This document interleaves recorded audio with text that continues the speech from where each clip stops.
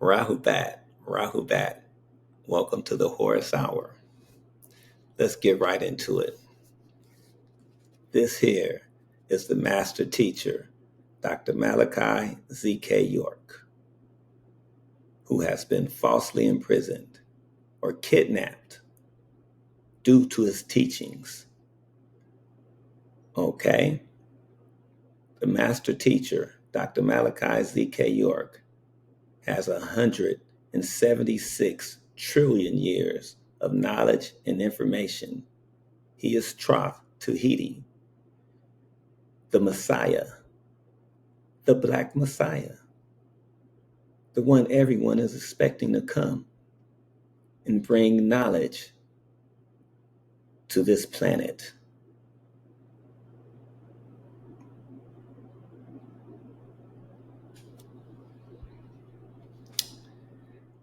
He's come to give us the right knowledge, to let us know who we are. He's written over 1,000 books. Here's one of my favorites.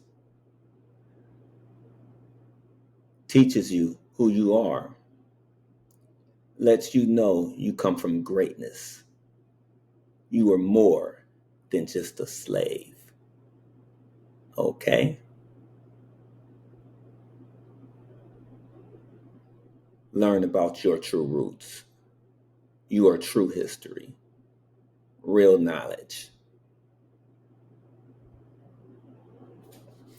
All right, this is what the master teacher teaches. Okay? The master teacher, Dr. Malachi Z.K. York, the one and only. He speaks 19 different languages. He is Troth Tahiti, the real Messiah, the one and only Dr. Malachi Z.K. York. He told us what his mission was: to build a nation of our own. Okay? And that is exactly what he did when he built Tamaray of the West.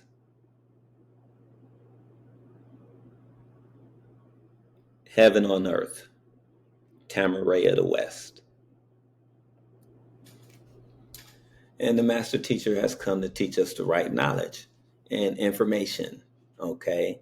Giving us Wusabat, all right? Wusabat predates every religion out there, okay? So you can kick all your religions to the curb, okay? Get books like this.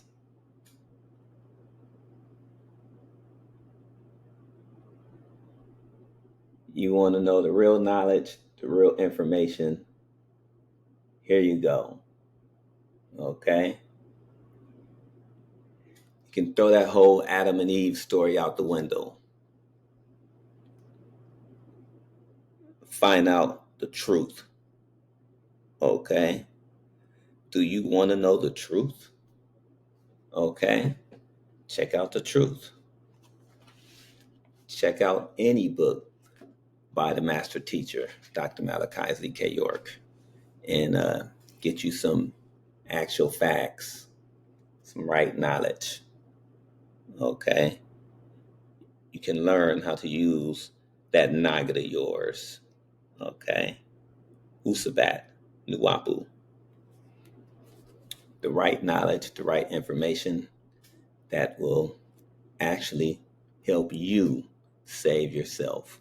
Okay? Stop depending on somebody else to come down out of the sky and save you. It is your responsibility to save yourself. That's what the master teacher teaches. Okay? He teaches you it's your responsibility. It's your responsibility to be a loving person. Okay? You're the Christ that you've been looking for. You don't have to look outside of yourself. Okay? So learn right knowledge. Learn how to think for yourself. Okay? So I haven't been telling a lot of stories. And that's one reason I haven't been doing a lot of stories, because of there's no story greater than the master teacher being incarcerated by false accusations. Okay? It is a shame that every time we get someone that is true, a true leader, um, that has come to wake up, the planet, okay, with love and harmony, because that's the only thing he's been talking about, okay, uniting through love and harmony, okay, that's all he's been talking about. Everybody uniting, okay, that's it, all right. He says, no one wins the race in racism, okay. He's built heaven on earth with Tamaray of the West. Everyone was invited. Okay? Everyone was invited. Right? So don't believe the hype. Don't believe the false accusations. Okay? Wusabat is the answer. Okay? Uh, we have the master teacher, Dr. Malachi Z.K. York, who's teaching the correct knowledge and the correct way to heal yourself. Okay? The correct way to live your life. Okay? Um, and he has so much evidence and so much proof of who he is and why he's here. He's done so many great works. Okay? He's helped so many people. He saved so many lives. Okay? A lot of people, he saves a lot of lives because they changed the way they were living.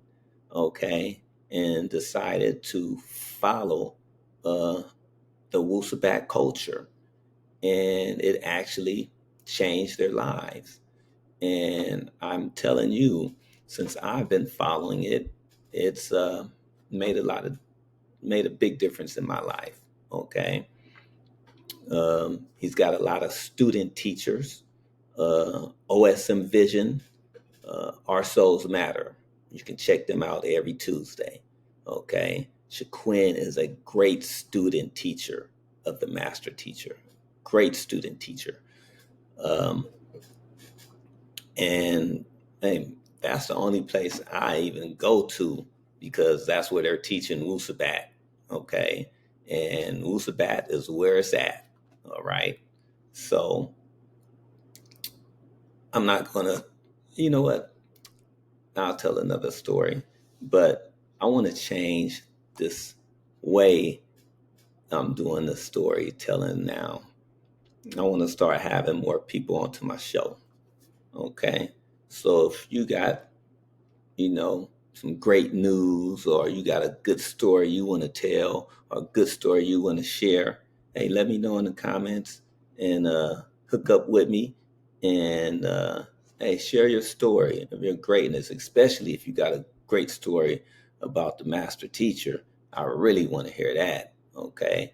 I'd really like to hear your awakening story too, because you found out about the master teacher. You're definitely in the knowing. Okay. That's another thing I like about Wusabat. It's not about belief. It's not about what you believe. It's about actual facts and evidence. So that's what I like about that. And hey, you don't even get that from your religion. Okay. You don't have any facts or any evidence at all that Jesus Christ existed. Okay. But you got so much facts and so much evidence that Osiris, Isis, and Horus exist. Okay. You got the stars in the sky. You got the temples on the ground. You got the writings on the wall. I mean, there's so much proof, so much evidence. Okay. And not one shred of evidence about this Jesus. So, anyway, get you some actual facts, learn some real knowledge. Okay. Start by learning who you are. Okay? Start by learning who you are, get some real facts. Okay? Now, what story should I tell today? I think I'll tell that OJ story again. Okay? you know, Allegedly, that's what I'll say. Allegedly, when I used to work at McCormick Ambulance, okay? Allegedly, when I was a paramedic. Allegedly, when I was a firefighter, okay? We'll do it like that, okay? For entertainment purposes only, okay? So, for entertainment purposes only, when I was working at McCormick Ambulance. Okay, we'll do the story like that. One day, me and my partner get a call. We were so mad because it was a transfer and we was busy all day running. We hadn't had a chance to eat a lunch. So we get a call and they say, "Oh, it's a transfer." We're like, "Well, we want to eat lunch first." And it's like, "No, no, no, you guys got to go right away." So since we were so upset, we're like, "I'm not going to get a dispatcher any times. We going to make it hard for him, okay? He going to have to work to get our times." So we just left the station, okay? We get to the hospital, so mad, okay? That's why you shouldn't do things when you're angry either, okay? That should have been a big lesson to me. Well, it was a big lesson to me. Never do things out of anger. Okay, so anyway, I didn't even sign for the paperwork. I didn't sign my name. I put Howard T. Duck. Okay, got the paperwork, get the patient, didn't even wheel the patient out on the gurney. Okay, I was like, "Nah, this dude, you gonna walk, man, because we're taking somebody who had a deviated septum. Okay, we're taking them back home. So, but we're actually taking them to a drug rehab facility." Okay. So we're like, "Man, you can walk." Okay. So he walks to the ambulance and we're going to drop him off at his house. Okay. Now, we don't know where we're taking him until, you know, we're leaving the hospital and they tell us, you know, they give us the address and everything. And it's in Brentwood. Okay. So it's our first time going to Brentwood. And anyway, it's our first time going there. We're driving through the neighborhood. And now it's around maybe 9:30, 9:45. It was like just getting dark, to the point where I could barely see out the windows in the back because it was tinted. But we hear on the radio that the police, LAPD, was waiting for a coroner and they were asking for an ETA. And when I heard them ask for that ETA for a coroner, I said, "Man, I didn't know they had drive-by shootings out here." And the patient started laughing. He said, "Man, this is Brentwood." He said, "There's no drive-by shootings out here." He said, "It's probably some rich people, you know, doing a homicide or something, trying to collect some money." That's what the patient said. So anyway, we finally get to where we're gonna to his house, where his house is actually a drug rehab place. And when we get there, this dude goes, "Hey man, it's a lot of movie stars in here." And I was like, "For real?" I was like, "Movie stars?" He said, "Man, it is movie stars, uh, a it's a rock band in here. He said it was like a group in there. It was a rock band in there, and he said it was the whole group was in there inside this rehab place. And it was late, so it was nobody at the front desk and everything. And this dude is saying, "Hey, you want to just come around and look around and look at all the stars and stuff?" I didn't know. I didn't watch TV that much, so I had no idea who these people were. Okay. So I was like, nah, I don't know who they are, so it doesn't matter to me. And, but they had a pool table in this place, a basketball court, and my partner was like, heck yeah, I want to see, who's in here. So I went off to go shoot some pool and shoot some hoops. And my partner went off and I guess he's checking out the movie stars and all this stuff. And he comes back and he's telling me about all the stars he's seen in there, all the people he's seen in this place.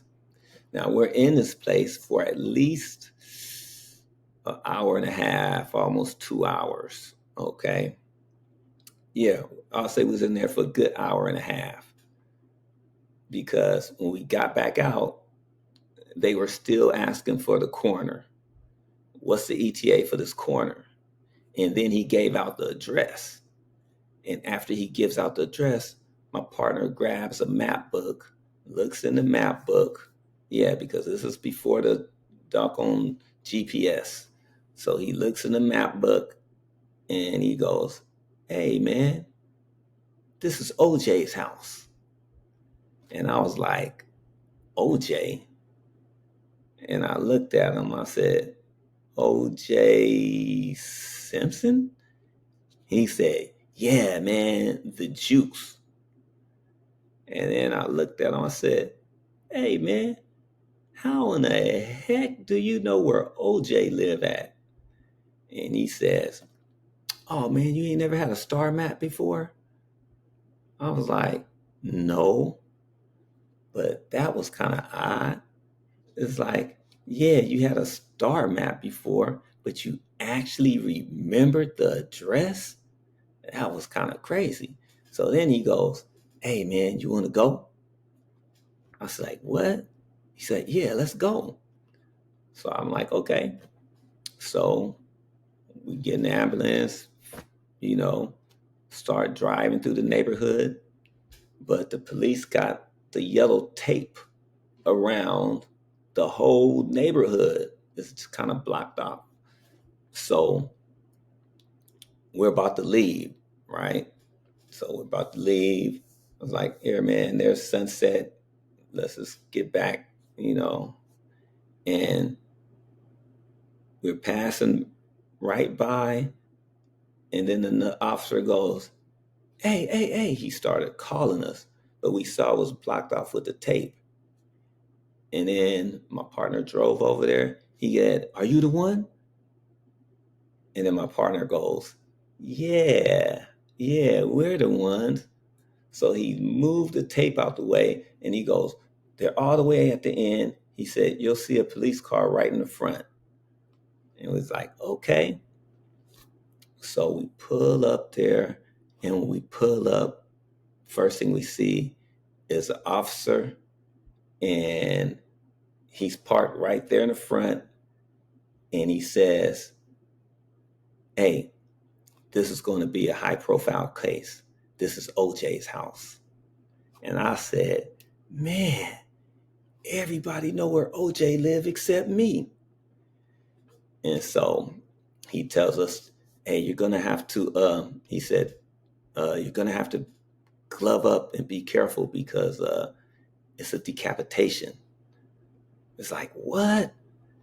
And when he said that, I grabbed my, oh, when he said that, I didn't grab the gloves.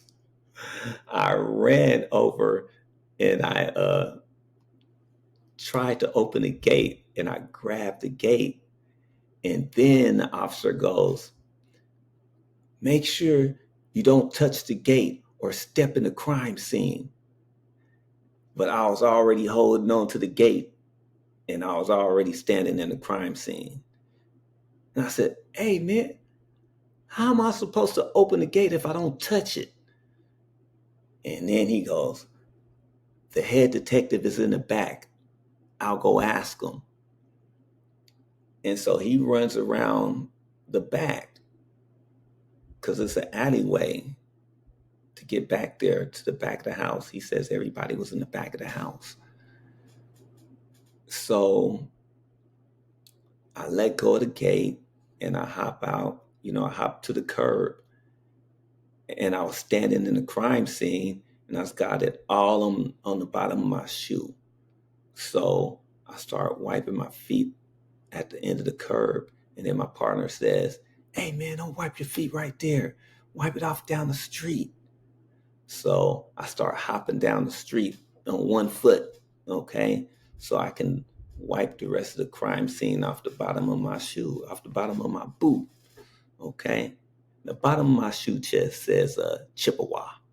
That's what it says on the bottom of my boot. But that's the fire department standard issue boots. It's Chippewas anyway. Okay. So anyway, I'm hopping back, but I'm hopping back on one foot because I hop, one foot hop all the way back, and we're waiting in the ambulance. We're just sitting out in the front waiting for them to come back out. And so I don't know how long we're waiting there, but this is around midnight probably. Okay. And then Mark Furman, okay, he comes walking out, and we see him with a big shoe and a big plastic bag, and another dude in back of him, he's got a big brown paper bag. Okay. But we see the plastic bag Furman was holding, it was clear. So you could see it was a big shoe in it. Okay. And I said, hey, I told my partner, that's the dude. That's the dude I met at the cafe. Okay. Because while we were waiting for this officer to go get the head detective, I started telling my partner about my brother-in-law named OJ that was a drug dealer, and that took me to go meet this guy that was the payoff guy. He took me to a cafe in the valley, and I met the guy that was the payoff guy for this for my brother-in-law that was this drug dealer. And while we were talking, the dude comes walking out, and I go, hey, that's the dude. That's the guy I met at the cafe. And my my partner just started burning rubber and took off. Okay. And then he was like, they're going to kill us. They're going to kill us, like that. And then he was like, promise you don't say nothing, telling me to make a promise. I ain't going to say nothing, that we was there, because, he was scared. And we get to the hospital, try to clean up the ambulance. Okay. Now, it took us, and we got the proper cleaning equipment. It took us 2 hours. Okay. Now, I don't know how they said OJ did it in 5 minutes. Okay. But hey, that was kind of crazy. Okay. Anyway, I don't think OJ did it. I know he did it. Okay. He said he did. All right. Talking about if I did it. All right. He still did it. Okay. Yeah. And guess what? And that dude, Mark Furman, still tried to set him up too. Okay. So both things happened. All right. They were just trying to make sure they uh, got him. Okay. They didn't have enough evidence at first. So they tried to plant the evidence to make sure they had it. Allegedly. Okay. Yeah, this story is all allegedly for you Facebook and uh, YouTube and all them other channels. Okay, allegedly, that's what the story is. Okay, so allegedly, uh, the dispatch called me in the morning and wanted to know, saying we were 2 blocks away from the crime scene.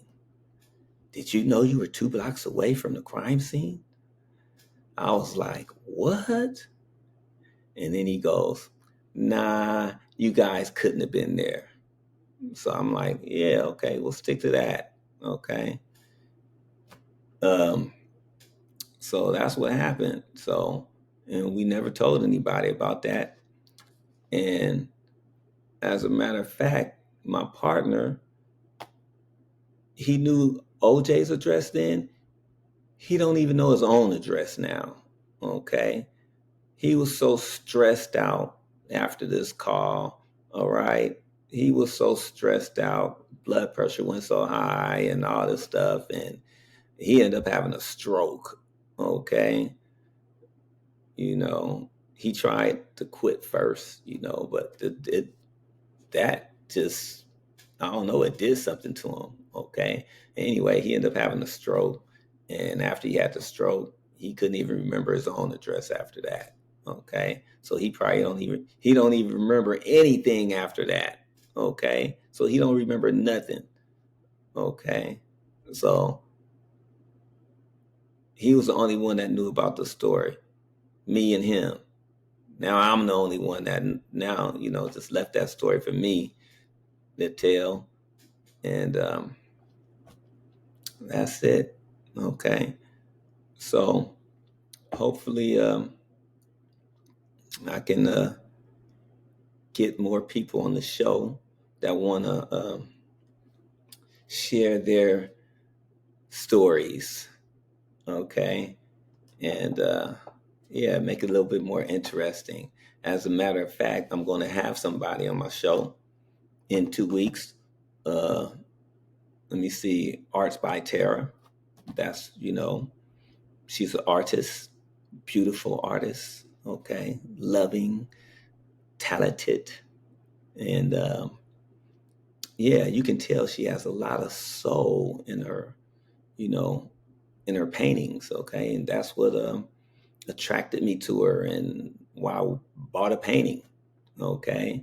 It's so beautiful. So she's going to share that story and of how she was inspired to make this beautiful painting, Angel Talk. All right, beautiful. So I want to show that painting and tell her story and let her share that her her story about how she got started in painting. Being an artist. She has 20 years experience. Okay, and like I said, her artwork is so beautiful. Okay, the colors, the design is when you see it, the artwork, a lot of it's calming. Okay, and her story is like that too. She'll tell you why she's painting is to bring healing, the calming effect, and that's exactly what it does. So, yeah, in a couple of weeks, you can check out that painting. Okay, uh, and you can check out her story too.